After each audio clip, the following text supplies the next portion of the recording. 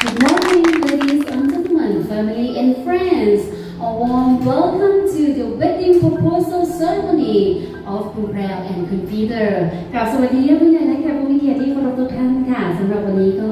ต้องขอต้อนรับท่านผู้มีเกียรติทุกท่านได้เข้าสู่ในบรรยากาศแห่งความสุขในพิธีมั่นหมายและมงคลสมรสระหว่างคุณแพรวและก็คุณปีเตอร์นะคะ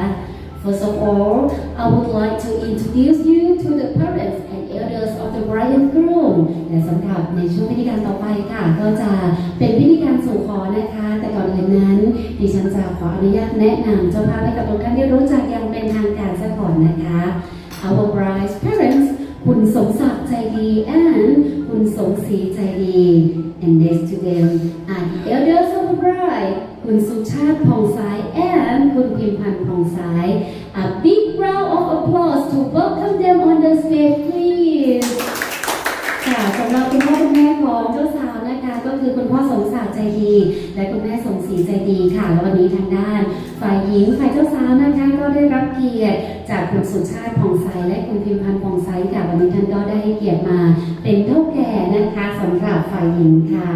และในลำดับต่อไปขออนุญาตแนะนำเจ้าภาพทางด้านฝ่ายชายบ้างนะคะ And ladies and gentlemen meet the parents of the groom Mr. Michael Jackson and Mrs. Susan Jackson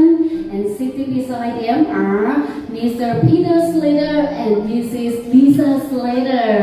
สำหรับเจ้าบ่าวนะคะก็เป็นบุตรของคุณพ่อไมเคิลแจ็คสันและคุณแม่สุสานแจ็คสันค่ะวันนี้ทางด้านฝ่ายเจ้าบ่าวก็ได้รับเกียรติจากคุณปีเตอร์สเลเตอร์นะคะมิสเตอร์ปีเตอร์สเลเตอร์แล้วก็มิสซิสลิซ่าสเลเตอร์ค่ะ Please put your hands together for